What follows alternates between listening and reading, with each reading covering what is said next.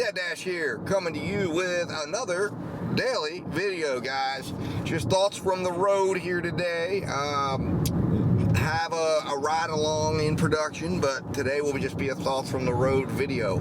I'm on a Spark order right now. It's got me thinking to myself, you know, what's the best way for a driver? Again, I'm involved. I'm a part of a lot of forums, so I'm watching these drivers out here talk and talk about their experience, and everybody, right, is always trying to figure out the question of how do you find good orders? What's the best way to do it? Is it Top Dash or is it this? And everybody seems to think that there's this like secret unlock code. Now I'm telling you, I've been Top Dasher. I can speak on it now. I've been bottom dasher. I can speak on it. I've been middle dasher. I've been multi dasher or apper, however you want to call it. I've worked multiple apps. Now, I obviously only hold the experience in my market, but I'm going to tell you what my experience has been. I'm going to tell you from an analytical, numbers-based point, because I collect the data, I review the data, I look at the data. And here's the deal. The end of the day, the only calculation that you need to make is in regards to value for your time. And value for your time is the only thing that's important. In other words, how fast can you earn money? How fast can you complete an order? And how fast can you then get another order while you're available to work? And those are the factors. And I call that order value. I call that an order value based strategy. The reason why I like it, the reason why it's something that I think if everyone can understand what I'm talking about here, it can apply to top dashers, it can apply to bottom dashers, it can apply to multi-appers. It's a strategy that says, it's a point of analysis. Obviously, all of those different types of working, the approach is a little different. Top dasher, you're more or less just accepting every order, and you're letting essentially the algorithm guide you, because whatever comes up on your screen, unless it's absolutely just insane, you're taking it, and you're assuming that you're going to continue to get access to good orders, and you're betting on the fact, you're gambling on the fact that throughout the day you will continue to get the best order that you can get right now. And as a result, you're betting that eventually, for every bad order you take, there'll be a good order that will come in, and it will offset itself at the end of the day. And you're betting a long run here. You're not betting that today will be the best day, but you're betting that overall your results will be acceptable and get you to your financial goals at the end of the month. If you're bottom dasher, you're saying, hey, listen, I'm going to be more selective. I'm going to wait. I'm not going to drive. I'm not going to put my car on the highway. I'm not going to risk my life driving somebody's groceries to them for $5 or bringing somebody a burrito for $5, even if it is a mile down the road, because that's still a risk. It's still a huge risk on me and my car, and I'm pulling in and I'm pulling out. I'm going to sit here and wait until something of good value comes my way. Value that I'm determining is going to put me at a good spot. Now, what I would tell you is you've got to increase your amount of money if you're going to be that type of a dasher or delivery driver. You're not going to be able to say, okay, let me take a $20 order value. Let me take a $25. No, you need to wait for $40, $50, $35 minimum order values to be able to offset the time you're sitting in the parking lot. The bottom line is, what I found, whether you're top dasher, low dasher, mid dasher, everybody's going to kind of fall into a particular range over time. But it's a matter of over time, again, the long run. Where are you at? What's your expenses? What's your bottom line? What's your profit? And what I believe is the best way is following your order value, following orders of good value. Don't get too caught up in going too high up the scale.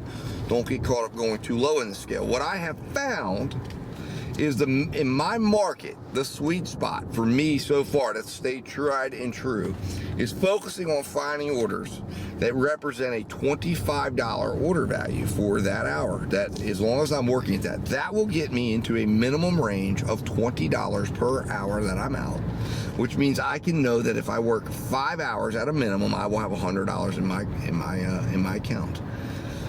Now, there are different times of day, there are different situations, there are different things that come up, and there are days that I have more than that. But there are not too many days that I ever go below $20 on an overall. And that's an overall, that's not active time, that's dash time, or time I'm out. $20 minimum that I want to be able to know that when I'm out, my business is generating $20 minimum for the time that I'm out, sitting in a parking lot, waiting on orders, etc.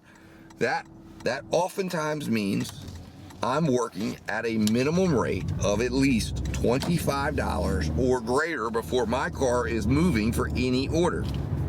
And I calculate it, and I have my calculators. And if you're using my sheets, you should see that this information is very easily accessible to yourself.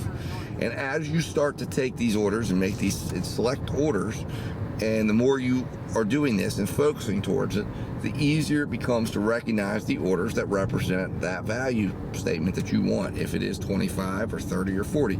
Now, the higher I go, again, time of day, again, at dinner time, peak of dinner, I'm looking at $30 to get the car moving, because I know my market can churn that out.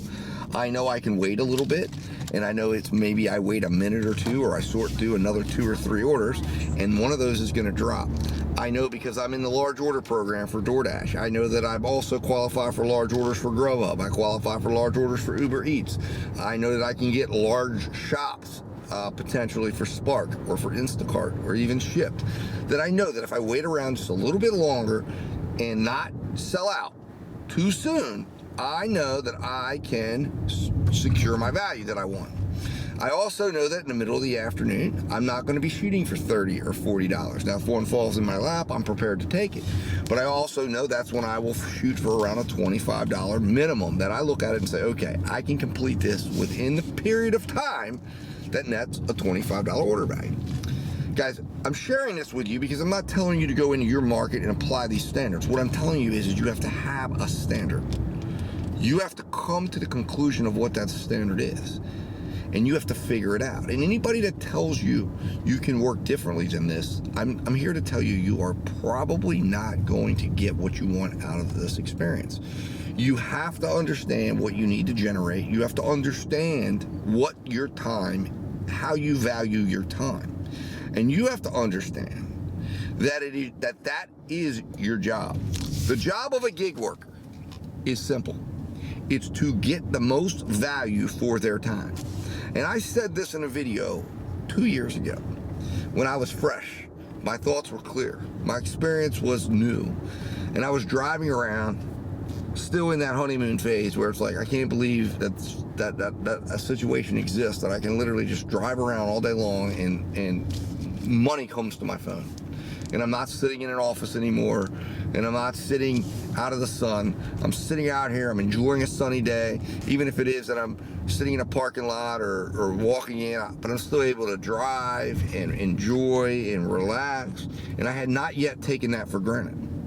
But I said to myself, you know, the job of a gig worker is to ensure that they are getting the most value for the time that they have available to work and to maximize their value. That is the job of a gig worker. That is the job in a nutshell. And if you are doing that each and every day, if you are choosing the work opportunities that represent the best value, at least that you think at that moment, and you continue to work on looking for and creating for yourself and your business the most valuable opportunities for you to work, then yes, you can make money doing this. You can make money doing this, but it takes that type of mindset, that type of approach, a business-like approach and a business-like mindset.